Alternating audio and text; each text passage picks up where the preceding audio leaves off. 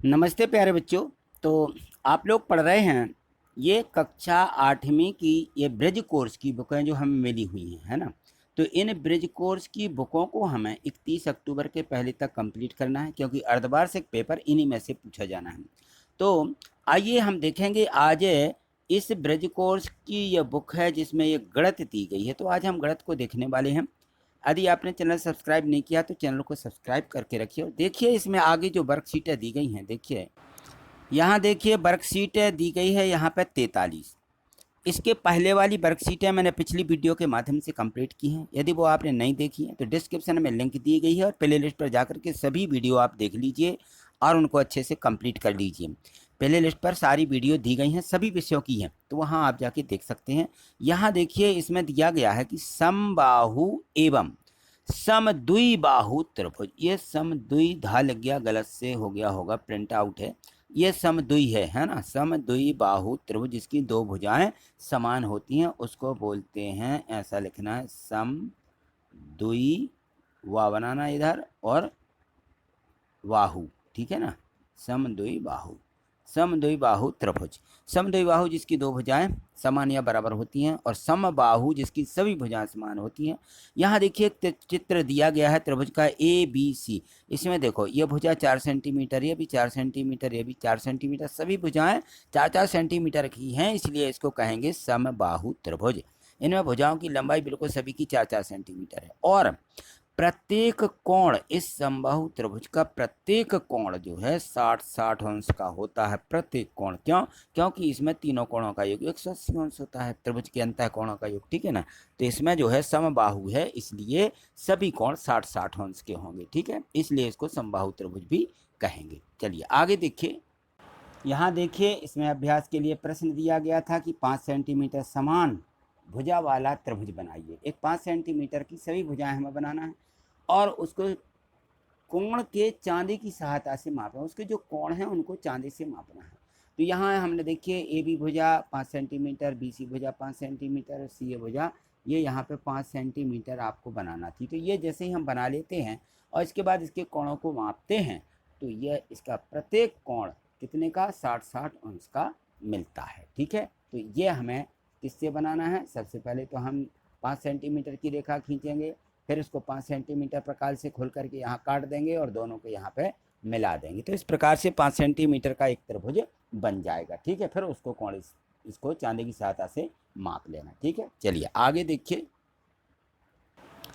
यहाँ देखिए समबाहु और समद्विबाहु त्रिभुज यहाँ पे भी दिए गए हैं। तो समद्विबाहु त्रिभुज, समद्विबाहु त्रिभुज हमने समबाहु त्रिभुज पढ़ लिया। समद्विबाहु ऐसा त्रिभुज जिसकी दो भुजाओं की मापें समान हो और समद्विबाहु त्रिभुज कहलाता है। देखिए अब इसमें दो मापें कौन कौन सी दी गई, एक ये दी गई है और दूसरी ये दोनों भुजाएं इसकी बिल्कुल समान है, XYZ एक ये त्रिभुज है, समद्विबाहु त्रिभुज है। और इस समद्विबाहु त्रिभुज का प्रत्येक कोण ये 75-75 अंश का है। यहाँ पे दिया है कोण Y और कोण Z, ये Y है ये Z है ना। ये दोनों 75 अंश के हैं। तो समबाहु त्रिभुज में यह निश्चित रहता है कि दो भुजाएं बराबर समान लंबाई की होती हैं और इन भुजाओं के सामने का जो कोण होता है यह भी बराबर होता है, ठीक है। इस बात का हमें ध्यान रखना। चलिए आगे देखिए।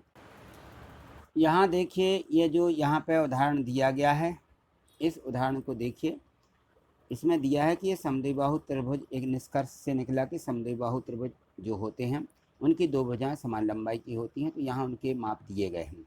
यदि मान लीजिए इस कोण का मान B का x का मान, जो ये सामने की भुजाएं हैं ये x है ये 40 है, तो ये क्या हो जाएंगी, ये कोण समान होंगे, यानी 40 और x एक दूसरे के बराबर होंगे। तो B और C बराबर हैं, तो यहाँ पे x बराबर आ जाएगा 40 अंश, ठीक है। x का मान सीधे निकाल दिया। अब यहाँ देखिए, यहाँ पे जो कोण दिए हैं ये कोण ये दोनों कोण हैं। तो यह भुजा और यह भुजा बराबर है, तो इनके सामने के कोण ये बराबर होंगे। तो कोण A और कोण C बराबर होंगे, दोनों 45 हो जाएंगे। अब तीनों कोणों का योग 180 अंश होता है, तो हमने तीनों को जोड़ दिया और जोड़ करके फिर बराबर में लिख दिया 180, है ना। तीनों को जोड़ा बराबर 180 आ जाएगा। तो तीनों को जोड़ेंगे 90, तो कोण x बराबर 180 90, x बराबर 90 अंश आ जाएगा। ये x का मान निकालना। इसी प्रकार से यहाँ पे भी x का मान निकालना है। तो यहाँ पर भी देखिए x ये आएगा, ये बराबर हो जाएंगे। तो इसके बाद में जो है यहाँ भी हम लगाएंगे कि तीनों कोणों का योग 180 अंश होता है, ठीक है ना। तो ए का 80 दिया है, बी का x दिया, सी का भी x ही है, क्योंकि ये आपस में बराबर होंगे, बराबर भुजाओं के सामने के कोण हैं। तो ये 2x बराबर 180 में से 80 घटा देंगे तो 100 मिलेगा। 2x बराबर 100 तो x बराबर 50 है ना, 100/2 यानी 50। x का मान 50 आया यहाँ पे, तो इसका भी कितना होगा, इसका भी 50 ही हो जाएगा। तो इस प्रकार से हमें समद्वि बाहु त्रिभुजों की शर्त लगाते हुए और इन सभी कोणों को निकालना है। तो चलिए देखिए आगे और भी प्रश्न है। यहाँ देखिए वर्कशीट 44 दी गई है और इसमें दी गई है सर्वांग समता। जो आकृतियाँ बिल्कुल एक दूसरे के समान हैं उनको हमें मिला देना है, ठीक है। जैसे मान लो ये देखो, ये है, ये गोला है तो गोला को गोला से मिला है, रेखा है ना, तो रेखा को रेखा से इस प्रकार यह मिला देना है। यह हमारा वर्ग है, ये वर्ग से त्रिभुज, त्रिभुज से मिलेगा, और यहाँ पे ये त्रिभुज इससे मिल जाएगा, है ना, यह सीधा त्रिभुज इससे मिला दिया, और ये लास्ट का त्रिभुज कैसा बना, ये इस प्रकार का बना। तो इनको एक दूसरे से मिला देना, तो ये तो आप मिला लोगे। चलिए आगे देखिए। यहाँ से देखिए वर्कशीट 45 जो दी गई है, यहाँ दिया है सर्वांग समता के प्रतिबंध। यहाँ कुछ नियम हैं, इन नियमों को हमें अच्छे से देखना है।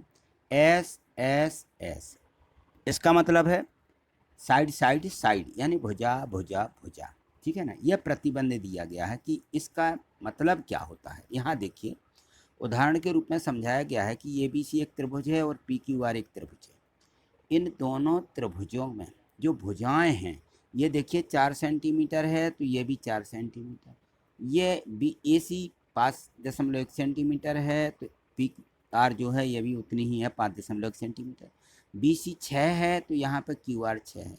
इनका मतलब देखिए यहाँ पे ये तो बता दिया।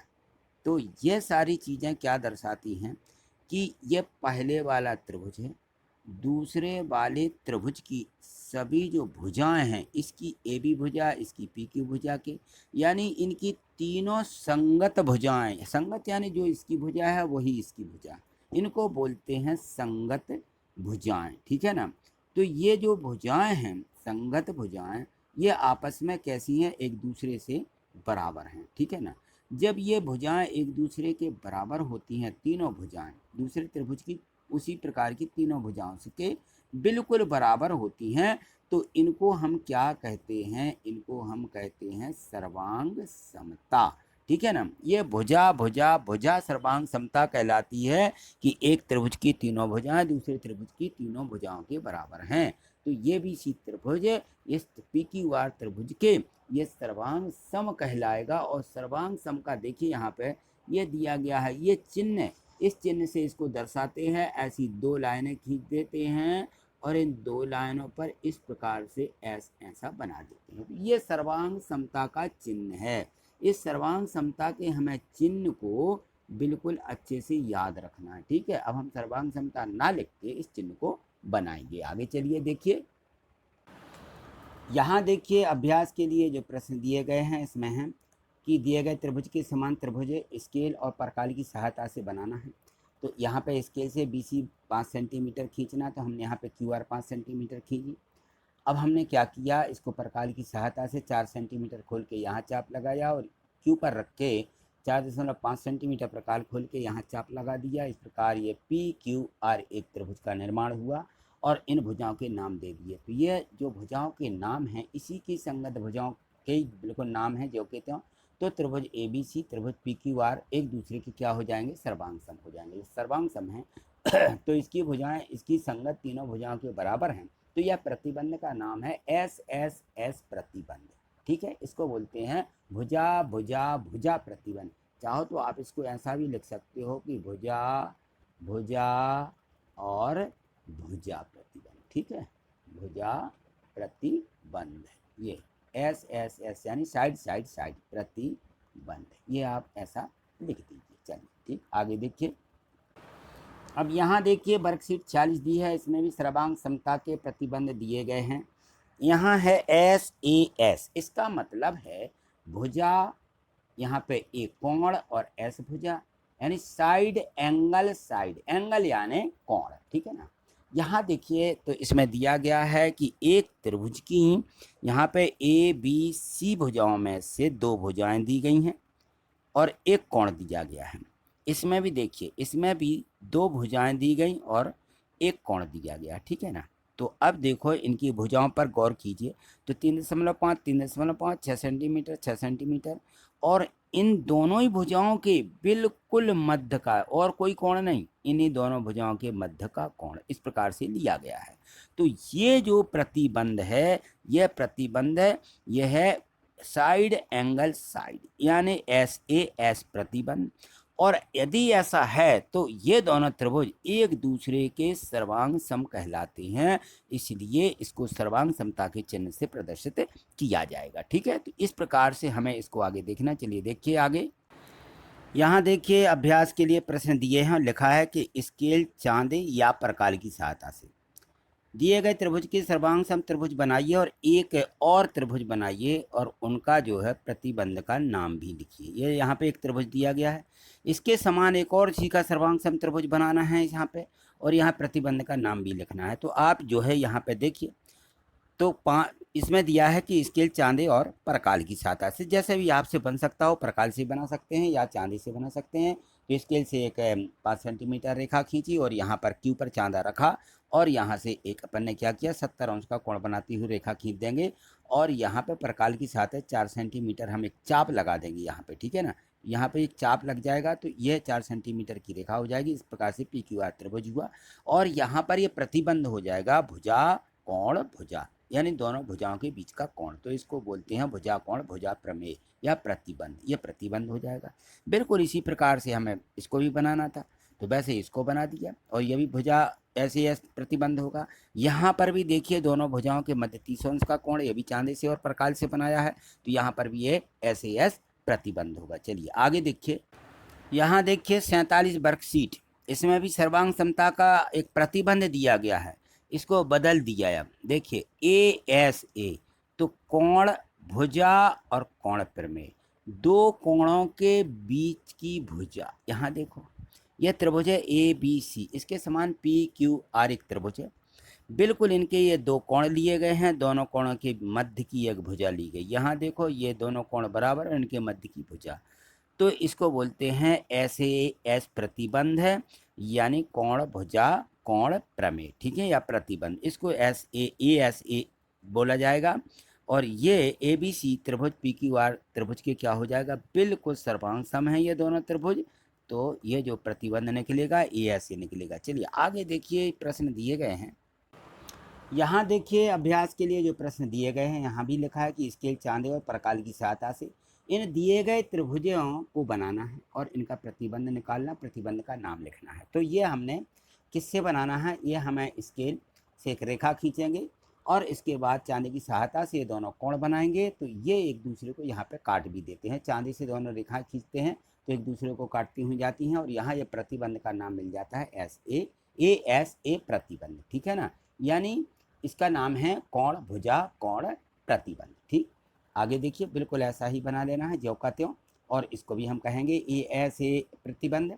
और यहाँ पर देखिए ये PQR वैसा ही त्रिभुज बना लेना है, किससे, हमें परकाल की सहायता से भी खींच सकते हैं और चांदी की सहायता से भी दोनों कोणों को खींचेंगे तो एक दूसरे को यहाँ पे काटेंगे। ठीक है ना, तो इस प्रकार से इनको बना लेना है, और बना करके इनका जो प्रतिबंध है वह कहलाएगा ASA प्रतिबंध। यहाँ देखिए गलत लिख गया है, इनको हम सुधार लेते हैं। यहाँ पे प्रतिबंध का नाम ASA ऐसा लिखना है, ये ASA प्रतिबंध। ठीक है, क्योंकि यहाँ पे दोनों कोणों के बीच की एक भुजा ली गई है। ठीक है, ठीक, आज इतना ही।